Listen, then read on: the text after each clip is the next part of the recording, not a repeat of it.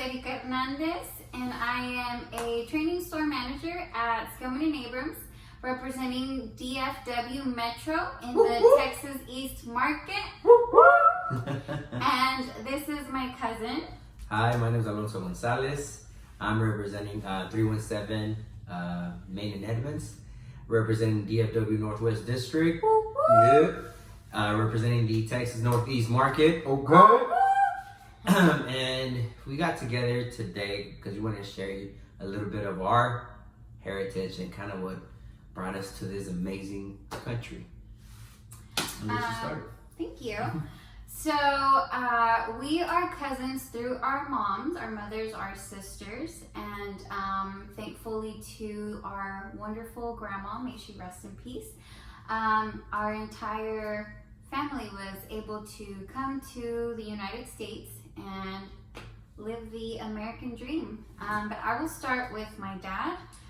So my dad moved over to the United States when he was 19 years old. He had a friend who had lost his entire family, and his friend said, "Hey, I'm thinking of just moving to the United States. There's nothing left for me here, and I want a better future."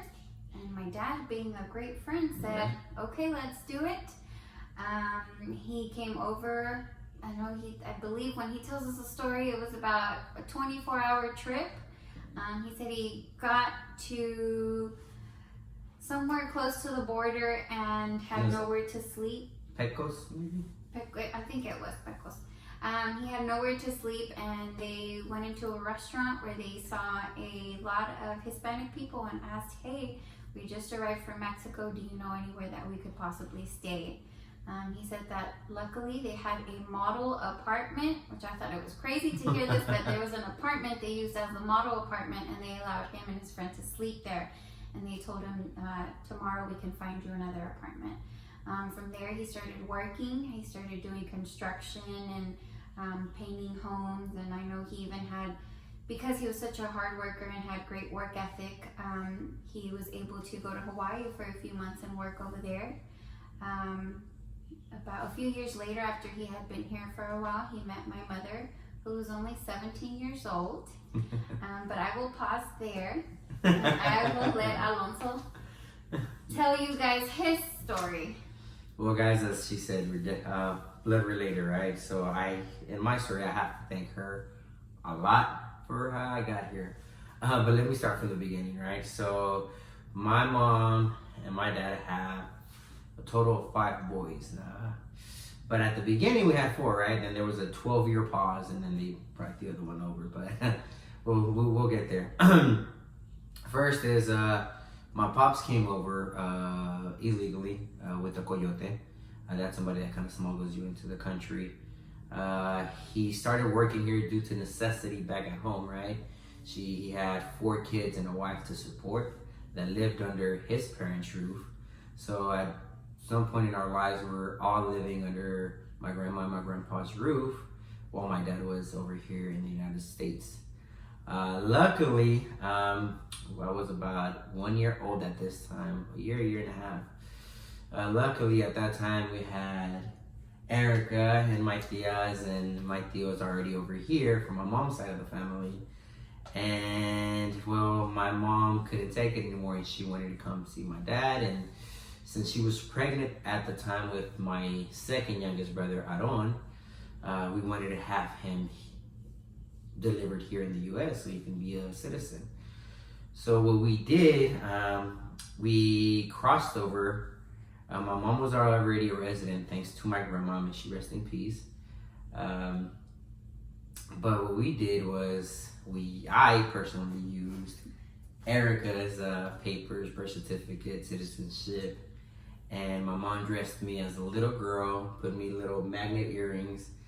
That way I was able to cross. And my older brother was dressed as my other cousin. Her name is Cindy, and same thing, little dress, magnet earrings, and luckily we were able to cross.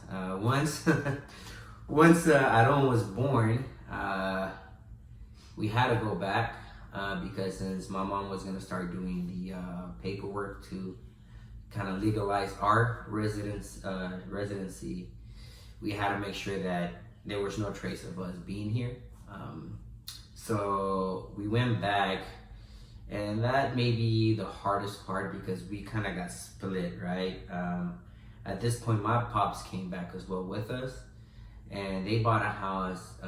We live in Chihuahua, where our colonia was Alfredo Chavez. Well, my pops bought a house in Ponce de Leon, which was maybe like a 30-minute drive from there. But they had to split the kids. Beto, my oldest brother, and I, middle, stayed living with my grandma. And Aron and Fabian stayed with my parents. And they went to school there. I went to pre-K and kinder there. And then my dad moved back to the U.S. to start working, find a place, because the paperwork was kind of coming into terms to where we're gonna get legalized. And that took maybe about 8 months. But once finally we got our papers and our residency, we took about 6 months just to finish off kindergarten. No, I was already in 3rd grade at this point. Yes, I was already in 3rd grade.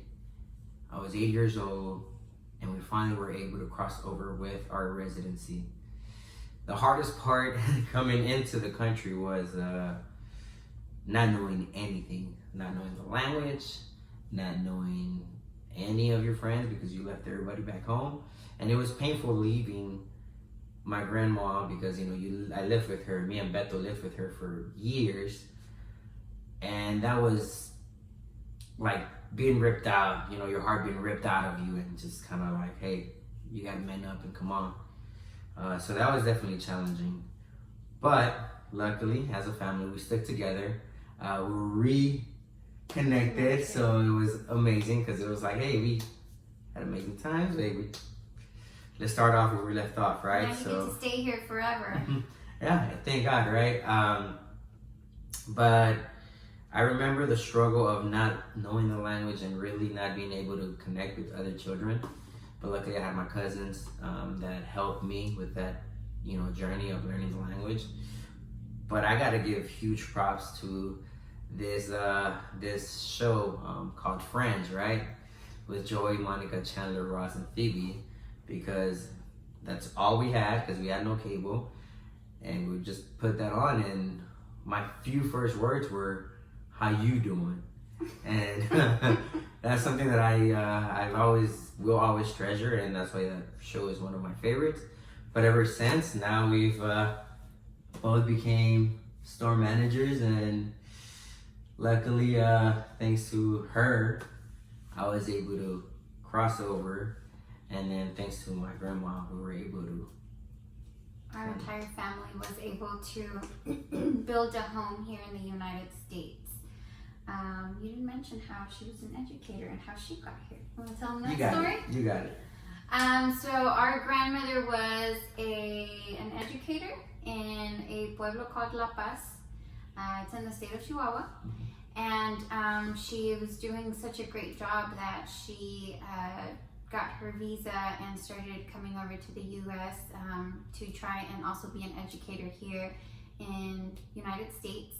And that is how she started legalizing and getting our parents, our moms, and our uncles their legal citizenship to live in the United States. So thanks to her, may she rest in peace, we are able to live a happy and free life here. This angel brought 7 kids. Those 7 kids brought 26 grandchildren. And those grandchildren brought 7 great grandchildren. So thank you, Abuelita Lupe. Yes, thank you. And what Hispanic heritage means to us is, I would say, definitely sweat, blood, and tears. I think, if anything, not just for my family, but I work with customers every single day. I've gone to many schools. I've had different jobs, and I think the Hispanic culture, because of fighting so hard to get to the land of the free and the brave, our work ethic really speaks for itself, and I think that's something that no matter what, no one can really take from us. We always ensure that if there's a will, what does the saying go? There's a will. If there's a will, there's a way, and we're gonna find it, and we're gonna bust our butts until we make our dreams come true. What does it mean to you? To me, it means that no matter the obstacle, no matter the setback, anything that really gets in your way, it's so minimal, right? Because, like she said, where there's a will, there's a way. But it's embedded in your blood, to where you see your parents and your grandparents go through the struggle and really, really dig deep when there's nothing else, and you think there's nothing else. They dig even deeper, and they're able to, bring 5 kids and give you a life you never thought of, or, one lady bringing a total of 26 grandchildren, 7 and 7, that's 14. That's about 40 people just because of this one person. Wow. So Hispanic heritage means to me that we'll always work hard and we'll always strive, but we have to do it together. Yes. Well, we hope you enjoyed our little story and what Hispanic heritage means to us. And we hope that most of you will share your stories with us. Well, let's get it!